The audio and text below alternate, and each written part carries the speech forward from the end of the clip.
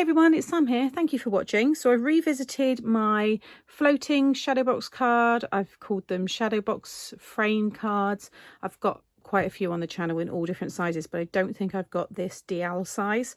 I wanted a fun fold that was going to show off these very cute tigers, and I'll show you all the products that I've used in a moment. So I've gone for this one here. I have got a few on the channel. I think I've done one with the underwater theme and also some birds flying, because you can kind of move these so that the scene moves. The one with the birds looks really good, and I will share the playlist. It'll be up here so you can check those out.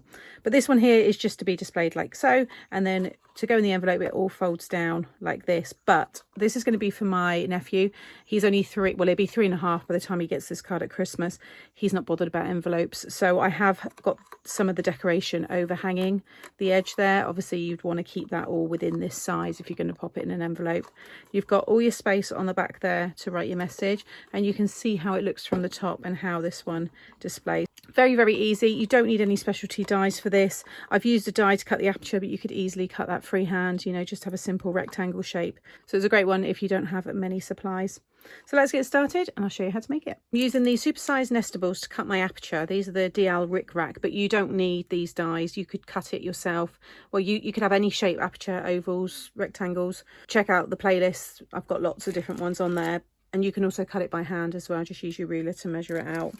This is the Cute Adventures in Ink stamp set with the tiger there. So you get 10 stamps, and I'm going to use, I think all of them, I'm going to have one on the back. So 5 on the front and 1 on the back. And I'm using the sentiment there, Merry Christmas Wild Thing. And then I'm also using this lovely holly stamp, which is from my Snowman stamp set from last year. I think there is some available. It may well have been reordered in, but I just love that just to decorate the top. Just, yeah, nice little effect. And to be honest, you could actually use this stamp set to create the scene. I'm using the tiger, but there's no reason why you can't use the snowman in this set. Okay, so it's very, very easy. You want 2 pieces of card that are 8 1/4 squared, and you're going to score, I'll use this one here, you're going to score at 1, 2, 6 1/4 and 7 1/4. Okay, do that on both pieces. And then on one of them you want to cut your aperture into the middle, the main big section. So these are, so the Rik Rak dies I'm using, and I think I've gone for, is it that size? Yeah. So my aperture size is about 3 by 6 3/4, but you can have yours bigger if you want, but that's going to be fine, I think. Now if you're cutting into this piece, you will need a larger die machine, because you've got your 8 1/4 width here. But like I said, if you're cutting this by hand, then you can just use your ruler, mark out all your corners, and you could use your trimmer to cut that, or even your scissors, so you don't need a die at all. So I'm going to lay that down in the middle and run that through my machine. And also I'll just show you my matte layer. So I've cut this piece here, which is 3 3/4 by 7 3/4. And that's going to go on the front. And then I've got this lovely snowy acetate, which is going to go behind. I'll give you the measurements for all that in a moment. Okay, so that's cut through nicely, and now I'm going to stick this one over the top. Okay, and then this acetate, this is the Hunky Dory snowy acetate. I've cut this piece to 3 3/4 by, it's about 7 1/2. To be honest, it was a piece of scrap, and it's going to stick behind this. So as long as it can cover your aperture, because everybody's is going to be different. So I'm just going to add some thin tape as close to the edge of this. Obviously it's a funny design. I'm not going to go in all the little, you know, detailed in all like the shaped parts there. Just around the edge will be enough. Let that lay down over, and then whenever you're using acetate and your tape, just really give it a good burnish. Can you see how much darker that's gone? Whereas it's quite light all around here, like you can't really see it there. That, you want it to go darker, because then you know it's completely adhered to the card. Next, fold all the score lines so they are mounting folds. Okay, so you've got something like that, but now the 2 outer ones just fold back on themselves like this and like so. Okay, so we've got that shape, and you're going to do that again with the back piece, which I've already done. what's going to happen is this is going to sit over the top like so. But before I stick that on there, I think it's going to be easier to stick my matte layers down. So I didn't have any tiger print paper, and because this is going to be given to it'd be 3.5 by that point, he is not going to mind. So I have just used some orange card and my black marker pen, and I've just created a little tiger kind of pattern there. These pieces here are 3/4 of an inch by 8, and you're going to want 4 of them. If you want to decorate the back as well, then you want to cut 8. I'm going to stick all those down next.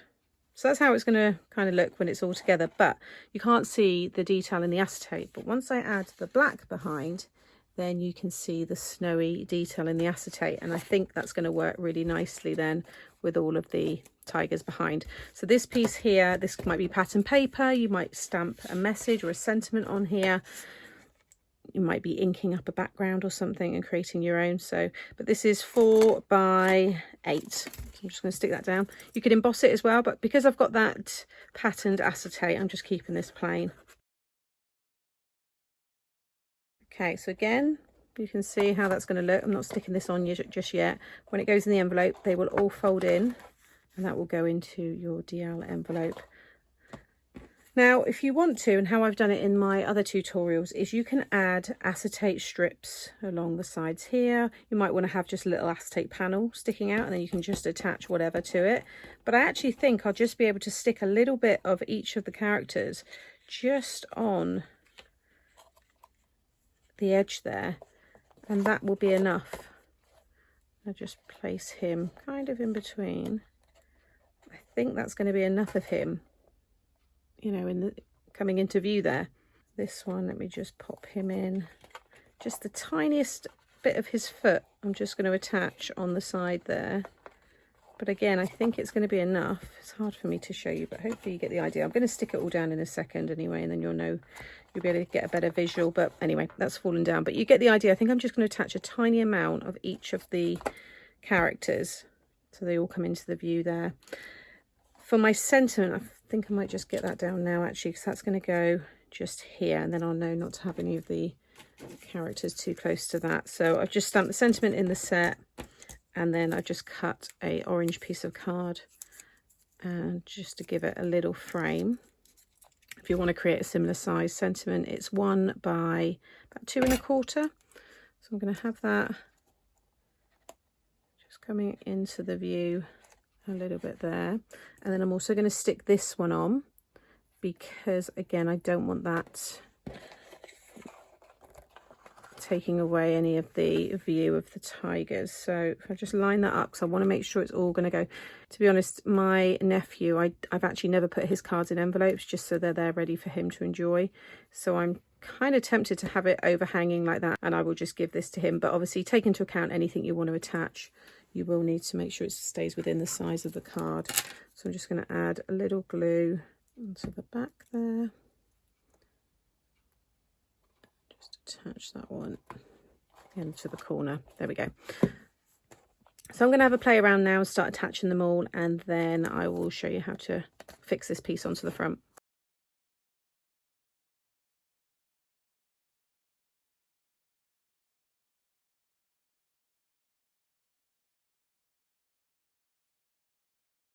So you would have just seen me position all those, and I've just stuck them into place, but you can see how it looks when that's on top.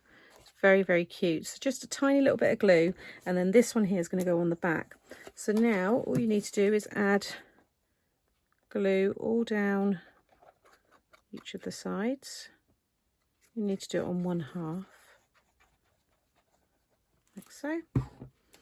And then I'm just going to carefully just position one side, keep the other side lifted, and then just go over and just line them all up.